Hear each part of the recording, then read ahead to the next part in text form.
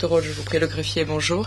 Il s'agit de l'affaire IT 0148T, le procureur contre Sefer Halilovic. Le président, je vous remercie. Au fin du compte rendu d'audience, je vais demander aux représentants des parties de se présenter pour l'accusation. L'accusation, bonjour. Le bureau du procureur est représenté par Philippe Weiner, à ma gauche, Sureta Shana. David Ray Manoy Sachdeva, et à ma droite est assise notre commise à l'affaire Anna Vorlich. Le président, merci. Pour la défense. La défense, Monsieur Halilovic est représenté par moi-même, Monsieur Morisset, et je suis accompagné de Maître Métro. Le président, merci. Monsieur Halilovic, êtes-vous en mesure de suivre la procédure dans une langue que vous comprenez? Monsieur Halilovic, oui. Oui, Monsieur le Président, je peux suivre ce qui se dit ici. Le Président, si j'ai bien compris, vous venez de rentrer de votre mise en liberté provisoire. Comment s'est passé votre séjour à Sarajevo? Monsieur Halilovic, grâce à vous, mon séjour s'est très bien passé. Il a été utile également. Le président, je vous remercie. Veuillez vous rasseoir. La Chambre de première instance 1, section A, est réunie aujourd'hui pour rendre son jugement dans l'affaire le procureur contre Sefer Halilovic.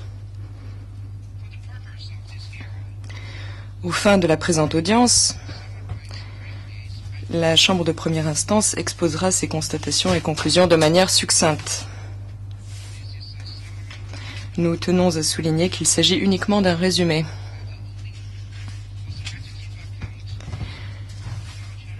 Seul fait autorité l'exposé des constatations, conclusions et motifs de la Chambre que l'on trouve dans le jugement écrit, dont des copies seront mises à la disposition des parties et du public à l'issue de l'audience.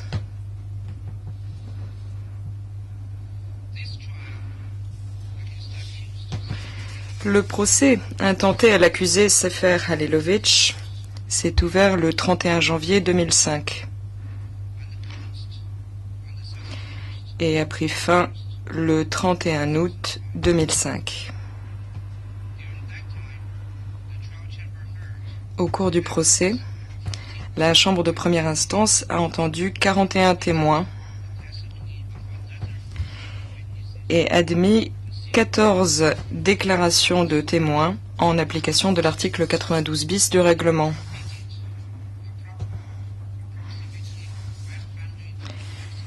« 500 pièces à conviction environ ont été versées au dossier tout au long du procès.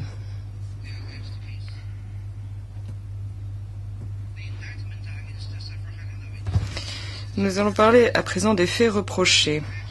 L'acte d'accusation dressé à l'encontre de Sefer Halilovic porte sur des meurtres qui auraient été commis par des soldats appartenant à l'armée de la République de Bosnie-Herzégovine, autrement appelée la BIH, à Grabovica et à Uzdol, des villages situés dans les régions de Jablanica et de Prozor, en Herzégovine. Les faits se seraient déroulés en septembre 1993 lors d'une opération militaire baptisée Opération Neretva. Selon l'accusation, Sefer Halilovic commandait l'opération et par conséquent, les forces engagées dans l'opération Neretva étaient placées sous sa direction et son commandement. L'accusation affirme que l'opération était commandée et coordonnée depuis le poste de commandement avancé, ou IKM, situé à Jablanica. L'une des lignes d'attaque comprenait le secteur de Grabovica. Cette partie de l'opération était commandée par Zulfikar Alishpago et faisait intervenir des éléments appartenant au premier corps d'armée de la BIH, notamment la 9e brigade motorisée, la 10e brigade de montagne et le 2e bataillon indépendant.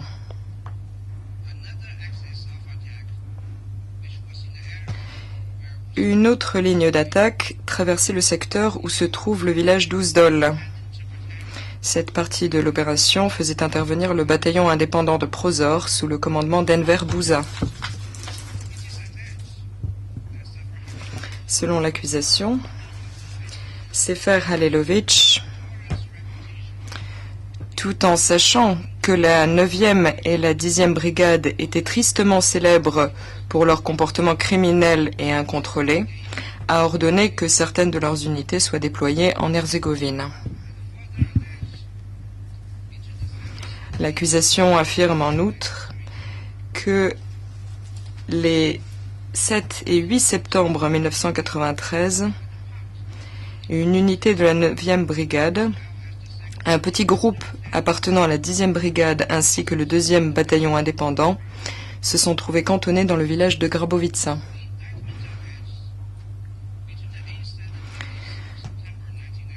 Du 8 au 9 septembre 1993, 33 civils croates de Bosnie auraient été tués à Grabovica. Il est allégué que Sefer Halelovitch connaissait la réputation de criminel des soldats de la 9e et de la 10e brigade et qu'il était présent lorsque, le 8 septembre, Vehbija Karic, l'un des membres de l'équipe d'inspecteurs, avait déclaré que les soldats devraient juger sommairement les civils croates de Bosnie et les jeter dans la Neretva si les villageois refusaient d'accepter que des soldats soient logés chez eux.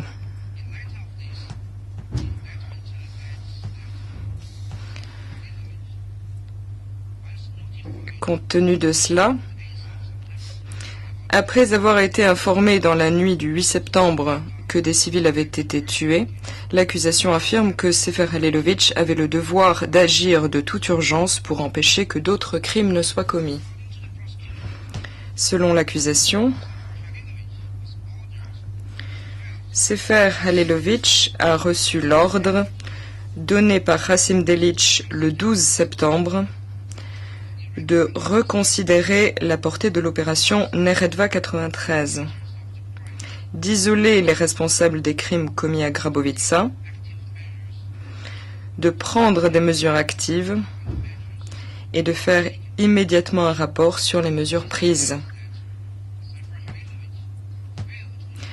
Sefer Halelovitch n'aurait pas exécuté l'ordre de Rasim Delic, laissant ainsi les crimes impunis. Dans l'acte d'accusation, il est également indiqué que le 14 septembre 1993, dans le cadre de l'opération, le bataillon indépendant de Prozor a attaqué le village d'Ouzdol et tué 29 civils croates de Bosnie et un prisonnier de guerre membre du HVO. Selon l'accusation, Sefer Halelovitch, en vertu de sa position et de ses pouvoirs de commandant de l'opération Neretva, exerçait un contrôle effectif sur les unités qui lui étaient subordonnées, dont la 9e et la 10e brigade, le 2e bataillon indépendant et le bataillon indépendant de Prozor. Sur la base des faits reprochés, Sefer Halelovitch devait répondre de meurtre, un crime sanctionné par l'article 3 du statut et reconnu par l'article 3.1 des conventions de Genève. Il ressort de l'acte d'accusation que Sefer Halelovitch serait pénalement responsable au regard de l'article 7.3 du statut, car, malgré les devoirs qui lui incombaient en tant que commandant, il n'aurait pas pris de mesures effectives pour empêcher le meurtre de civils à Grabovica, ni entrepris d'ouvrir une enquête en bonne et due forme pour identifier les responsables des meurtres commis à Grabowitza et à Uzdol et les punir en conséquence puisque c'est lui qui commandait l'opération. Nous allons à présent parler de l'accusé. Le 25 mai 1992, la présidence de la République de Bosnie-Herzégovine nomme Sefer Halilović commandant de l'état-major de la défense territoriale. Après juillet 1992, il devient chef de l'état-major général de la BIH. Le 18 août 1992, la présidence de la République de Bosnie-Herzégovine forme 5 corps de la BIH, Sefer Halilović étant chef de l'état-major principal.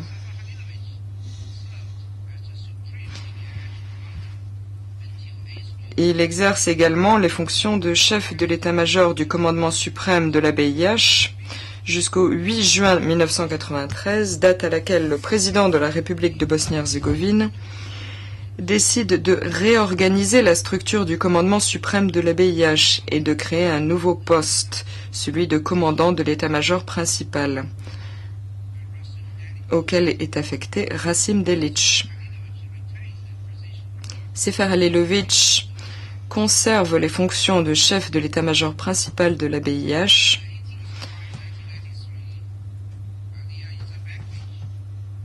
jusqu'en novembre 1993. Le 18 juillet 1993, Alija Izetbegović rend une nouvelle décision par laquelle le chef de l'état-major principal exerce désormais les fonctions de commandant adjoint, portant ainsi à 3 le nombre de commandants adjoints. En vertu de cette décision, les commandants adjoints assument tour à tour les fonctions de chef de l'état-major principal.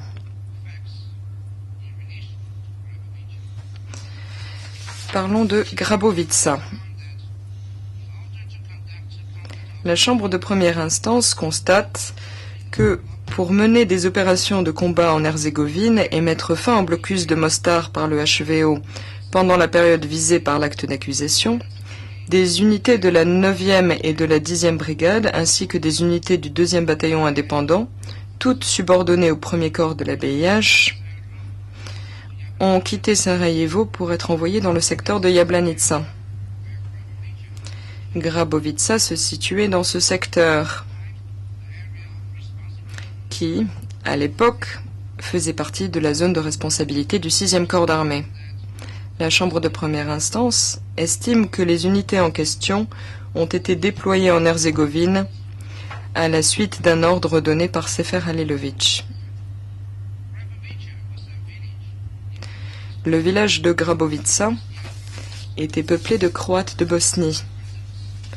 La Chambre observe que Grabowitza était tenue par la BIH depuis mai 1993 et que les habitants de Grabowitza et les soldats de la BIH qui y étaient cantonnés entretenaient de bons rapports.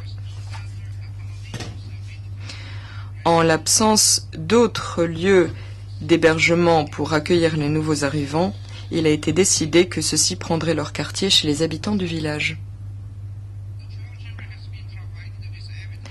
Des éléments de preuve ont été présentés à la Chambre de première instance au sujet de la 9e et de la 10e brigade, tristement célèbres pour leur comportement criminel et incontrôlé, ainsi qu'il est dit dans l'acte d'accusation. Il en ressort que certains membres de l'une ou l'autre de ces brigades se sont montrés peu disciplinés, ont emmené des civils sur la ligne de front pour y creuser des tranchées et se sont livrés à des vols ou à d'autres malversations.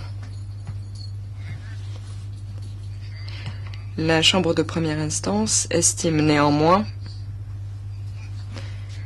que l'on ne saurait comparer ces agissements aux crimes perpétrés à Grabowitza. À cet égard, la Chambre prend note du témoignage de Vahid Karavelić, commandant du 1er corps d'armée, qui, tout en ayant connaissance des fautes commises contre la discipline et des comportements adoptés précédemment par certains membres de ces brigades, a déclaré qu'il ne lui était jamais venu à l'esprit que ceux-ci pourraient commettre des atrocités à l'encontre des civils de Grabovica. Des éléments de preuve ont également été présentés au sujet des problèmes rencontrés par les soldats qui essayaient de se loger chez les habitants de Grabovica. La Chambre de première instance est d'avis que les preuves ne sont pas cohérentes quant aux circonstances dans lesquelles Vehbiya Karic aurait tenu les propos allégués, s'agissant notamment du moment, de l'endroit et de la présence ou non de Sefer Halelovic, et ne juge pas les témoins dignes de foi sur ce point. La Chambre de première instance a également conclu qu'il n'est pas avéré que Vehbiya Karic ait tenu de tels propos, ni que Sefer Halelovic ait été présent à ce moment-là. Les éléments de preuve présentés indiquent que l'arrivée de l'unité de la 9e brigade a transformé l'atmosphère qui régnait jusqu'alors à Grabovica et que des actes de violence ont commencé à se produire. Pendant toute la nuit du 8 septembre, des tirs ont été entendus dans le village. Un témoin a déclaré avoir entendu des femmes gémir et pleurer, tandis que pour sa part, elle restait assise par terre sans rien faire, livrée au destin. La Chambre de première instance a constaté qu'aux premières heures de l'après-midi du 9 septembre, plusieurs habitants de Grabovica avaient été tués par des soldats appartenant à des unités de l'ABIH qui se trouvaient alors dans le village. La Chambre note tout particulièrement la manière impitoyable dont un membre de la 9e brigade a abattu Pero Maric, alors qu'il était assis à la même table face à sa victime. La Chambre prend également acte de la brutalité avec laquelle Ljubica Zadro et Mladenka Zadro ont été tués. Ljubica Zadro portait dans ses bras sa fille Mladenka, âgée de 4 ans, lorsqu'elles ont été abattues toutes les deux, à bout portant, par des membres de la 9e brigade.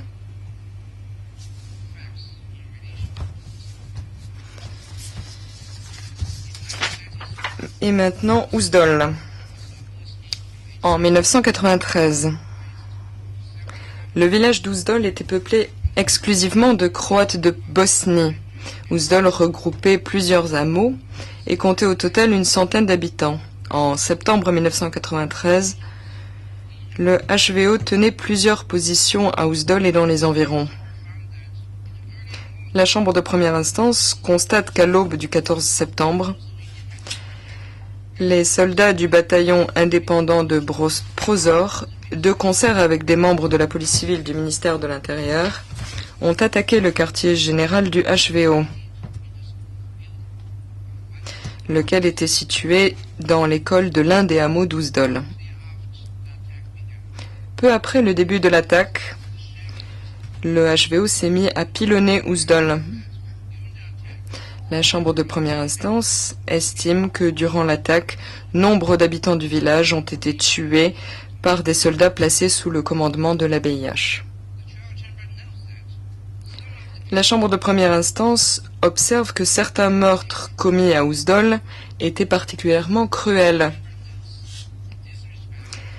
Rappelons à cet égard le meurtre d'Anica Stojanovic, accroupi par terre près de sa maison, lorsqu'un soldat qui se tenait à 3 mètres de distance l'a abattu d'une balle dans la tête.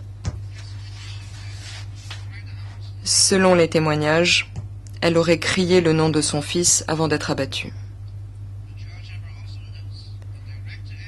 La Chambre prend également note des témoignages directs concernant le meurtre de Ruja Zelic et de ses 2 enfants, âgés à l'époque de 13 et 10 ans.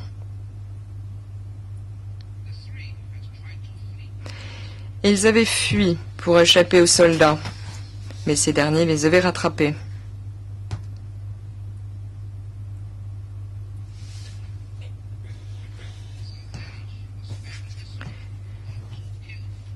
Ruja Zelic a supplié les soldats de les épargner, mais ils ont tous les trois été tués.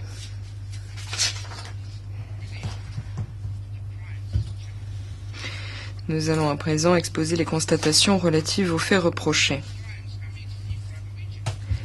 S'agissant des crimes commis à Grabovica, la Chambre de première instance estime que le cantonnement de soldats de la BIH à Grabovica, en vue de mener des opérations de combat en Herzégovine, a largement contribué à ce que ces soldats puissent commettre les crimes imputés. Quant au crime d'Uzdol, la Chambre est d'avis qu'ils ont été perpétrés au cours d'une attaque lancée contre le village dans le cadre d'opérations de combat. Ainsi, la Chambre de première instance conclut à l'existence d'un lien entre les crimes commis à Grabovica et Uzdol et le conflit armé qui se déroulait dans la région.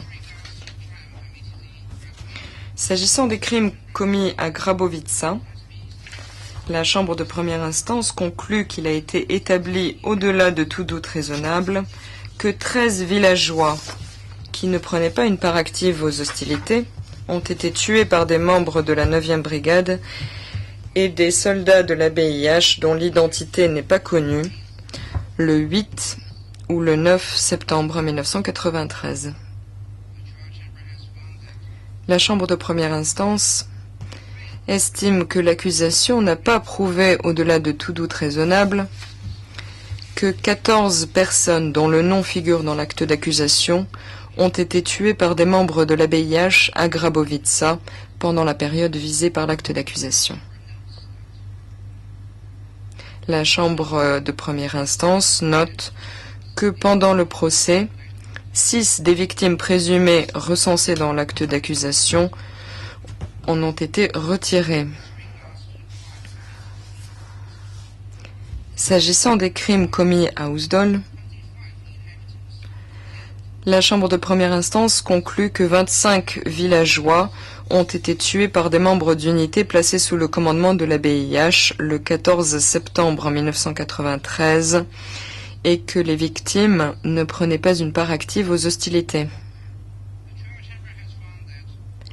La Chambre de première instance estime que l'accusation n'a pas prouvé, au-delà de tout doute raisonnable, que 2 personnes dont le nom figure dans l'acte d'accusation ne prenaient pas une part active aux hostilités au moment de leur décès le 14 septembre 1993.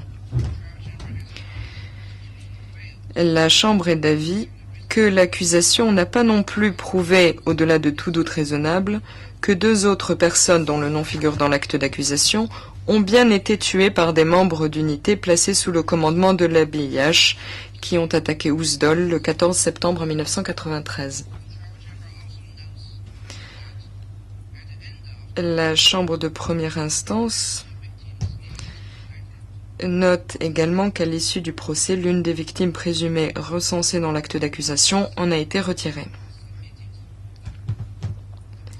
La défense a fait valoir que les victimes d'Uzdol étaient décédées des suites du pilonnage mené par le HVO ou avaient succombé aux tirs échangés entre la BIH et le HVO lors de l'attaque du village par la BIH le 14 septembre 1993. La Chambre de première instance a constaté que le HVO avait lourdement pilonné les hameaux du village d'Uzdol. Or, les rapports relatifs aux autopsies effectuées sur les victimes ne font état d'aucun élément de preuve indiquant que celles-ci auraient été tuées ou même blessées par des éclats d'obus. La Chambre de première instance estime donc que les preuves ne viennent pas étayer l'argument avancé par la défense à ce sujet. Quant à l'argument de la défense selon lequel les victimes auraient été prises entre 2 feux, la Chambre de première instance observe qu'il ressort des preuves produites en l'espèce que des combats intenses ont opposé les unités placées sous le commandement de la BIH et les soldats du HVO dans la région d'Uzdol pendant l'attaque. Les preuves démontrent en outre que les habitants de la région ont abandonné leur domicile et se sont enfuis pour avoir la vie sauve.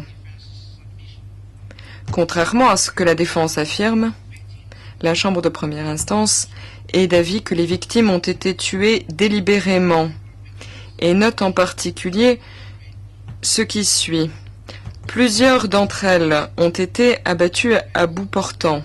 2 personnes, dont l'une était invalide, ont été tuées dans leur lit.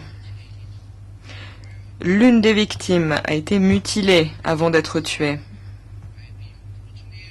Une autre a été sauvagement frappée à la tête jusqu'à ce que mort s'en suive, après avoir d'abord été blessée par balle au thorax et à la jambe. Une autre victime encore a succombé aux coups qui lui ont été portés à la tête à l'aide d'un objet à la fois tranchant et contondant. La Chambre de première instance note enfin que des enfants, eux aussi, ont été tués. Findings in relation. Conclusion de la Chambre relative à la responsabilité pénale individuelle de l'accusé. Après avoir conclu que des meurtres avaient été commis à Grabovica comme à Uzdol, la Chambre de première instance rappelle qu'un procès a non seulement pour objectif d'établir si des violations graves du droit humanitaire international ont été commises, mais aussi, en dernière analyse, de déterminer si l'accusé est individuellement pénalement responsable de ces crimes. La Chambre de première instance a procédé à l'évaluation de la responsabilité pénale individuelle de Sefer Halilović sur la base de la totalité des éléments de preuve présentés au cours du procès. À titre préliminaire, la Chambre de première instance observe qu'elle n'est pas convaincue que les opérations de combat menées en Herzégovine pendant la période visée à l'acte d'accusation portaient le nom de Opération Neretva. À l'exception d'une carte, aucune pièce à conviction présentée à la Chambre de première instance ne fait référence aux opérations de combat sous la dénomination Opération Neretva. De plus, la Chambre de première instance relève que plusieurs témoins actifs au sein de l'armée de Bosnie-Herzégovine à l'époque, dont 2 chefs de corps, n'ont jamais entendu utiliser cette dénomination au cours des opérations de combat. La Chambre de première instance a cependant employé le terme de « opération Neretva » dans le jugement pour désigner les opérations de combat menées en Herzégovine pendant la période visée à l'acte d'accusation. La Chambre de première instance a conclu que les participants à une réunion tenue à Zenica les 21 et 22 août 1993 et présidée par le chef de l'état-major principal, Rasim Delic, n'avaient pas discuté de l'opération Neretva.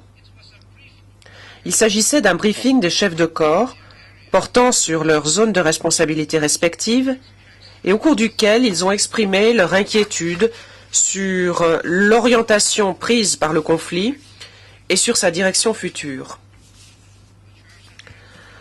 La Chambre de première instance a en outre conclu que, lors de cette réunion, ni Sefer Halilović, ni que ce soit d'autre, n'avaient été nommés commandant d'une quelconque opération Neretva, ni d'ailleurs d'aucune autre opération. De plus, la Chambre de première instance a conclu que, suite à la réunion de Zenica, Sefer Halilović avait, avec d'autres, entrepris une mission de réorganisation et de resubordination des unités, et ce, conformément à un ordre délivré par Rasim Delic le 1er septembre.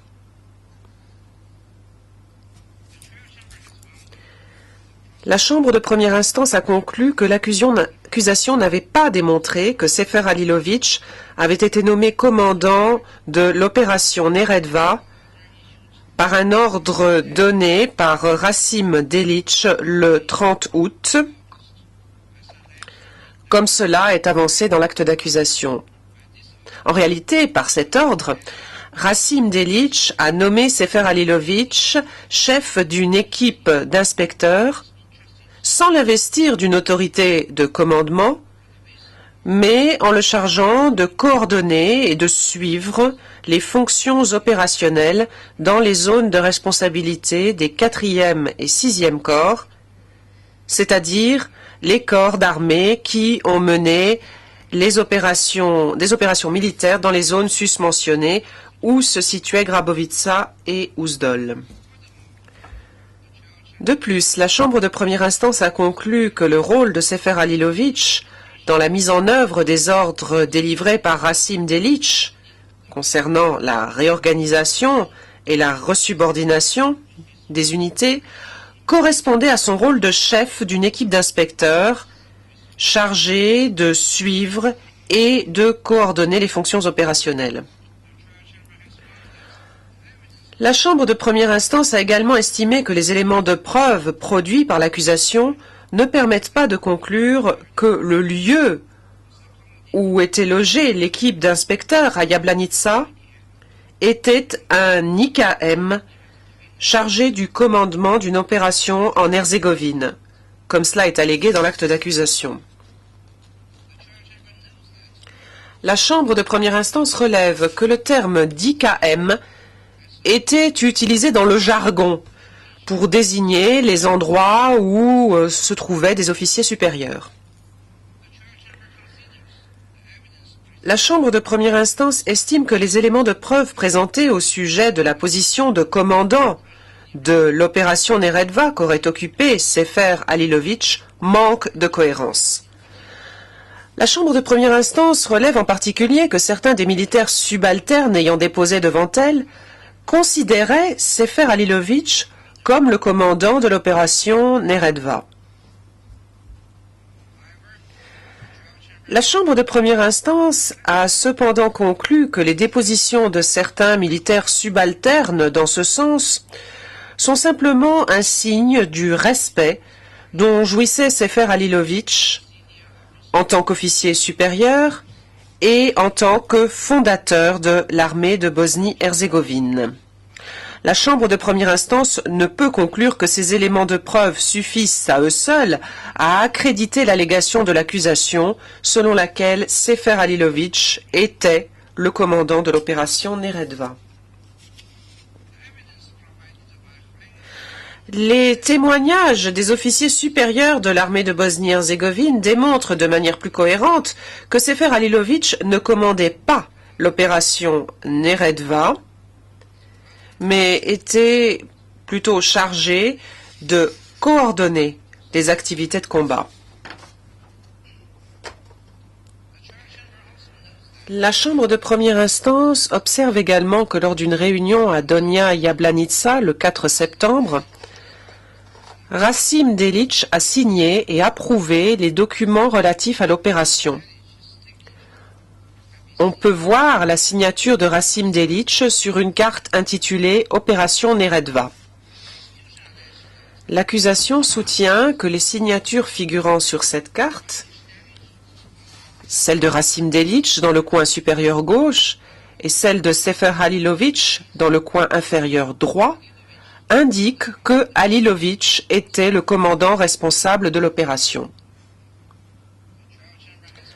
La Chambre de première instance a cependant conclu que, contrairement aux affirmations de l'accusation, les signatures figurant sur cette carte ne permettent pas de déterminer qui commandait l'opération.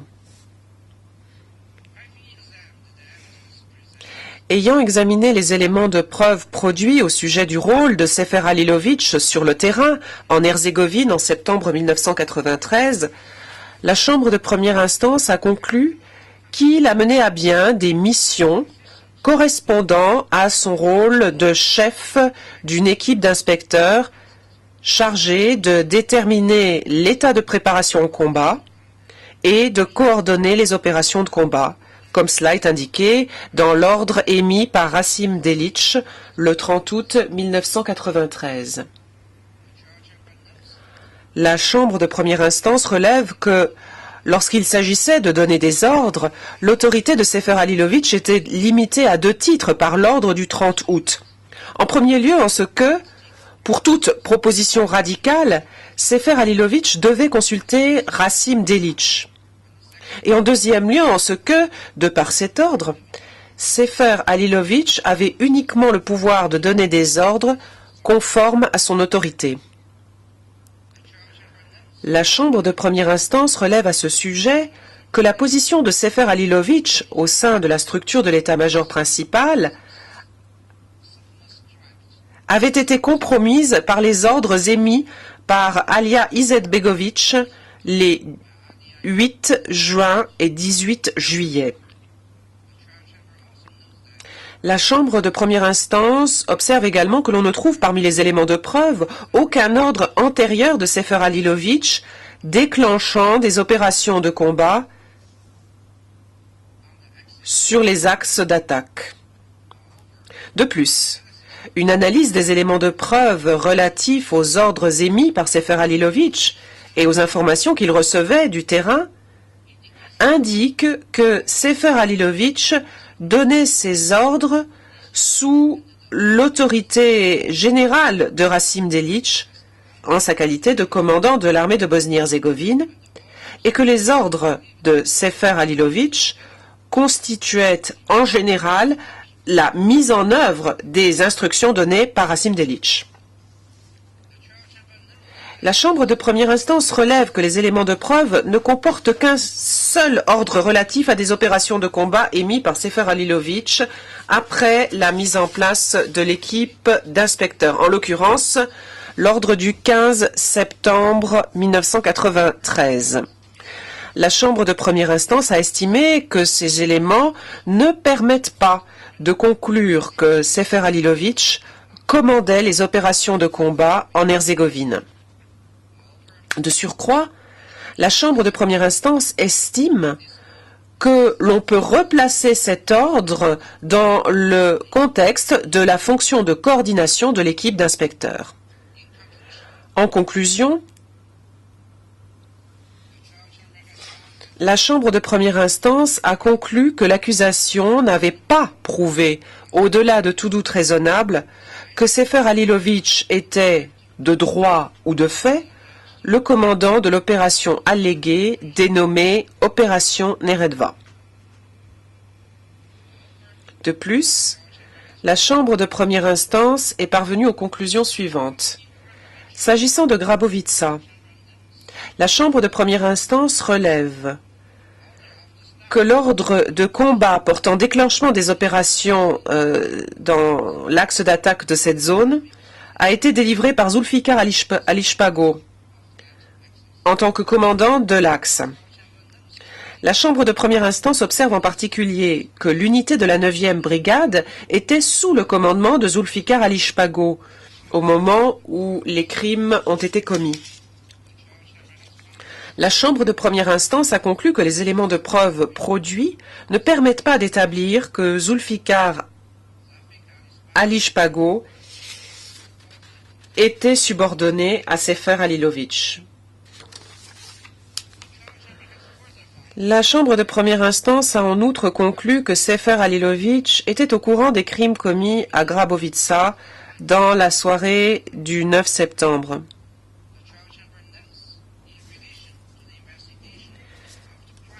La Chambre de première instance relève que, s'agissant de l'enquête sur les crimes de Grabovitsa, Sefer Halilovic a, dans la soirée du 9 septembre, donné pour conseil à Namik Jankovic, membre de l'équipe d'inspecteurs et de l'état-major principal de l'armée de Bosnie-Herzégovine, de coopérer avec le MOUP, ainsi qu'avec d'autres membres du SVB, afin d'enquêter sur les crimes et de tenir Sarajevo informé plutôt que lui-même. Les éléments de preuve montrent qu'à ce moment-là, des enquêtes étaient déjà en cours. Les éléments de preuve ne montrent pas que Sefer Halilovic ait été à l'origine des enquêtes ou qu'il les ait fait avancer de quelque manière que ce soit par ses actions. Les éléments de preuve montrent également que le service chargé de la sécurité au sein du 6e corps, le bataillon de police militaire du 6e corps et la police militaire de la 44e brigade, qui se trouvait à Jablanica, ont participé à l'enquête sur les événements de Grabovica. Le chef de la sécurité de l'état-major principal de l'armée de Bosnie-Herzégovine, Yusuf Jašarević, a été informé des résultats de leurs enquêtes. La Chambre de première instance a estimé que, sur la base des éléments de preuve produits, on ne peut conclure que Sefer Halilović avait la capacité matérielle de sanctionner les auteurs des crimes commis à Grabovica. Après examen de tous les éléments de preuve produits et à la lumière de ces constatations factuelles, la Chambre de première instance a conclu que l'accusation n'avait pas prouvé, au-delà de tout doute raisonnable, que Sefer Halilović exerçait un contrôle effectif sur les troupes se trouvant à Grabovica les 8 et 9 septembre 1993 et dont la Chambre de première instance a conclu qu'elles avaient commis les crimes en question. S'agissant de Uzdol, la Chambre de première instance a conclu que les crimes avaient été commis par des membres d'unités placés sous le commandement de l'armée de Bosnie-Herzégovine, participant à l'attaque des positions du HVO à Uzdol et dans les environs. La Chambre de première instance a conclu que ces unités étaient constituées par le bataillon indépendant de Przezor et par des membres des forces de la police civile du MUP, unité placée sous le commandement du commandant du bataillon indépendant de Przezor, Enver Bouza. La Chambre de première instance a conclu que les éléments de preuve produits ne permettent pas d'établir que Enver Bouza était subordonné à Sefer Halilović. De plus, la Chambre de première instance a estimé que les éléments de preuve qui lui ont été présentés ne montraient pas que Sefer Halilović avait joué un rôle quelconque dans les enquêtes sur les crimes commis à Uzdol.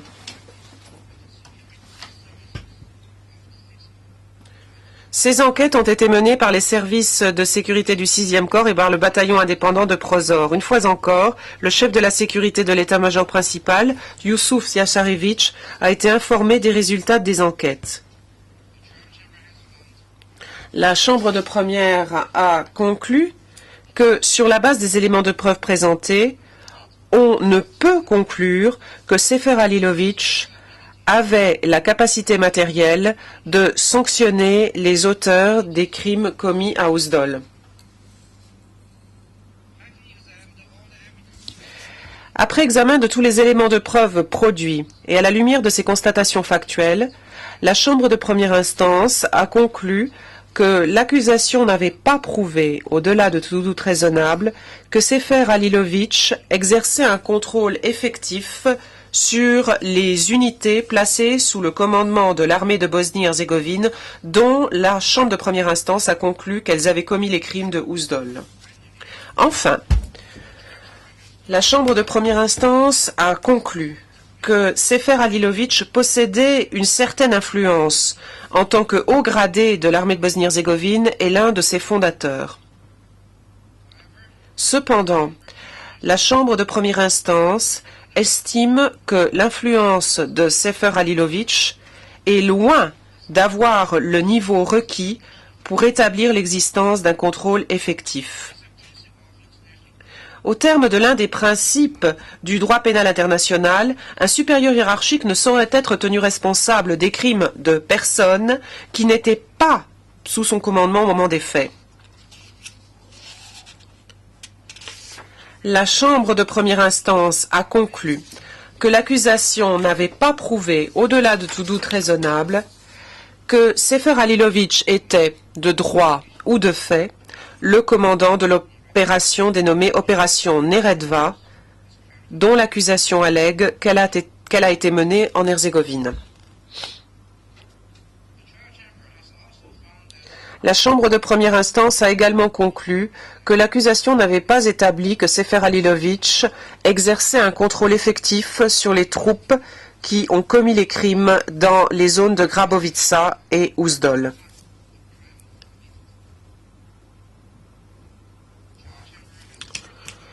La Chambre de première instance a donc conclu que l'accusation n'avait pas démontré que Sefer Halilović était responsable, au titre de l'article 7.3 du statut, des meurtres commis à Grabovitsa et Uzdol. Nous en arrivons maintenant à la fin de ce résumé, à savoir le dispositif. Je vais demander à M. Halilović de bien vouloir se lever. Par ces motifs, la Chambre de première instance a conclu ce qui suit. L'accusé, Sefer Halilović, est déclaré non coupable et donc acquitté du chef de meurtre, une violation des lois ou coutumes de la guerre qui lui était reprochée dans l'acte d'accusation. En vertu de l'article 89 du règlement, la Chambre de première instance ordonne la mise en liberté immédiate de Sefer Halilović du quartier pénitentiaire des Nations Unies, une fois prises les dispositions pratiques nécessaires. Vous pouvez vous rasseoir, Monsieur Halilović.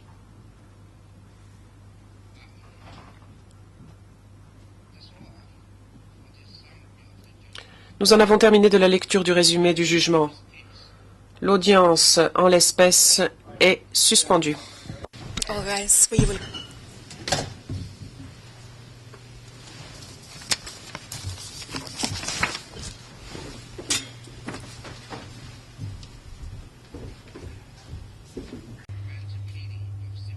Il n'aurait pas pris de mesures effectives pour empêcher le meurtre de civils à Grabovitsa, ni entrepris d'ouvrir une enquête en bonne et due forme pour identifier les responsables des meurtres commis à Grabovitsa et à Uzdol, et les punir en conséquence, puisque c'est lui qui commandait l'opération. Nous allons à présent parler de l'accusé. Le 25 mai 1992, la présidence de la République de Bosnie-Herzégovine nomme Sefer Halilović commandant de l'état-major de la défense territoriale. Après juillet 1992, il devient chef de l'état-major général de la BIH. Le 18 août 1992, la présidence de la République de Bosnie-Herzégovine forme 5 corps de la BIH, Sefer Halilović étant chef de l'état-major principal.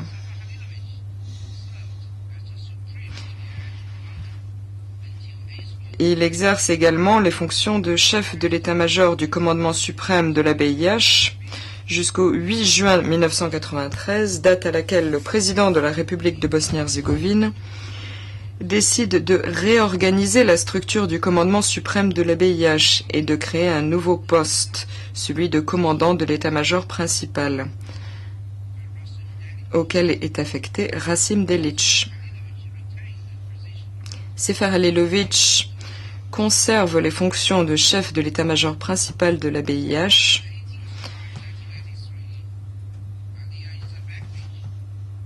jusqu'en novembre 1993. Le 18 juillet 1993, Alija Izetbegović rend une nouvelle décision par laquelle le chef de l'état-major principal exerce désormais les fonctions de commandant adjoint, portant ainsi à 3 le nombre de commandants adjoints. En vertu de cette décision, les commandants adjoints assument tour à tour les fonctions de chef de l'état-major principal.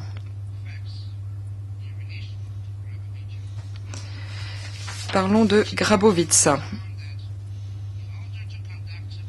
La Chambre de première instance constate que pour mener des opérations de combat en Herzégovine et mettre fin au blocus de Mostar par le HVO pendant la période visée par l'acte d'accusation, des unités de la 9e et de la 10e brigade ainsi que des unités du 2e bataillon indépendant, toutes subordonnées au 1er corps de la BIH, ont quitté Sarajevo pour être envoyés dans le secteur de Jablanica.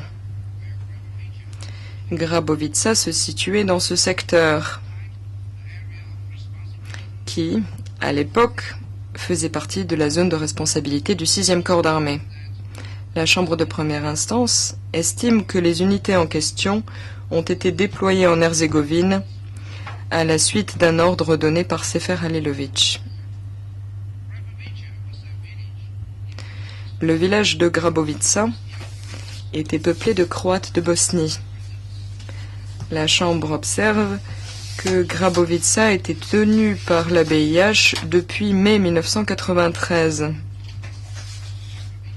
et que les habitants de Grabovica et les soldats de la BIH qui y étaient cantonnés entretenaient de bons rapports. En l'absence d'autres lieux d'hébergement pour accueillir les nouveaux arrivants, il a été décidé que ceux-ci prendraient leur quartier chez les habitants du village.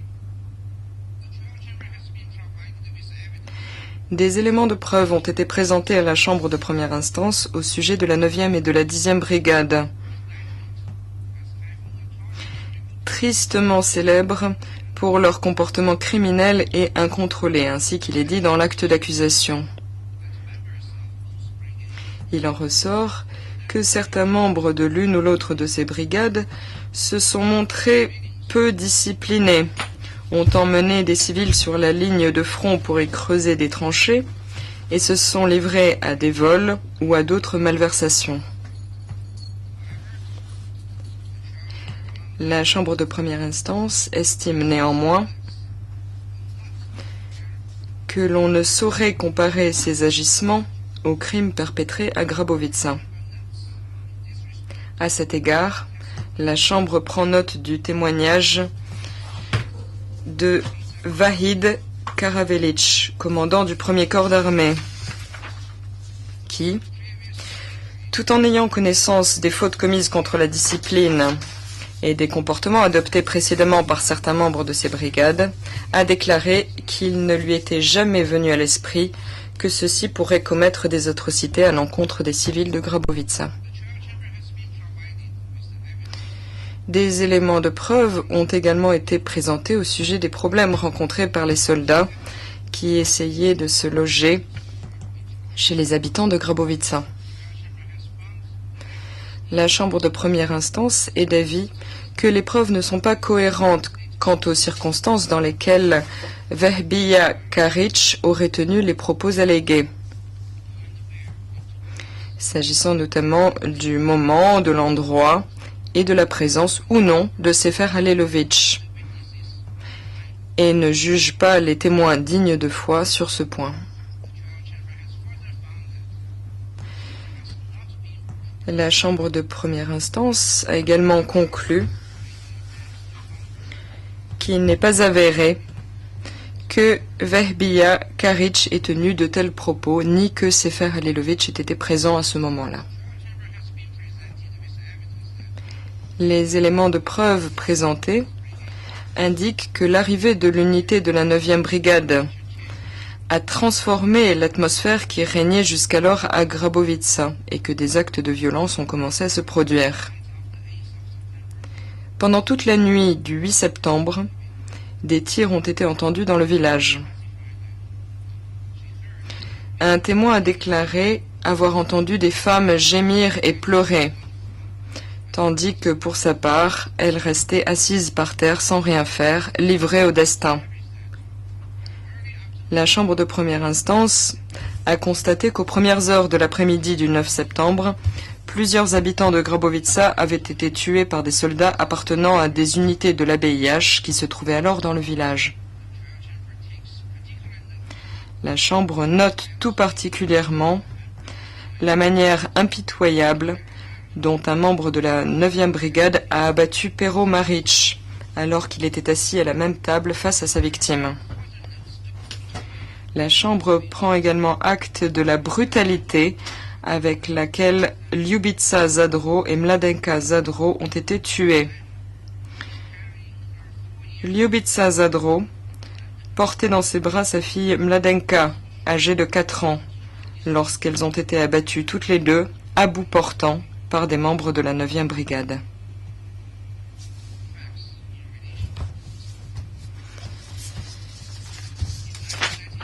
Et maintenant, Uzdol. En 1993, le village d'Uzdol était peuplé exclusivement de Croates de Bosnie. Uzdol regroupait plusieurs hameaux et comptait au total une centaine d'habitants. En septembre 1993, le HVO tenait plusieurs positions à Uzdol et dans les environs. La chambre de première instance constate qu'à l'aube du 14 septembre, les soldats du bataillon indépendant de Prozor, de concert avec des membres de la police civile du ministère de l'Intérieur, ont attaqué le quartier général du HVO, lequel était situé dans l'école de l'un des hameaux d'Uzdol. Peu après le début de l'attaque, le HVO s'est mis à pilonner Uzdol. La chambre de première instance estime que durant l'attaque, nombre d'habitants du village ont été tués par des soldats placés sous le commandement de l'ABIH. La chambre de première instance observe que certains meurtres commis à Uzdol étaient particulièrement cruels. Rappelons à cet égard le meurtre d'Anica Stojanović, accroupie par terre près de sa maison, lorsqu'un soldat qui se tenait à 3 mètres de distance l'a abattu d'une balle dans la tête. Selon les témoignages, elle aurait crié le nom de son fils avant d'être abattue. La Chambre prend également note des témoignages directs concernant le meurtre de Ruja Zelic et de ses 2 enfants, âgés à l'époque de 13 et 10 ans.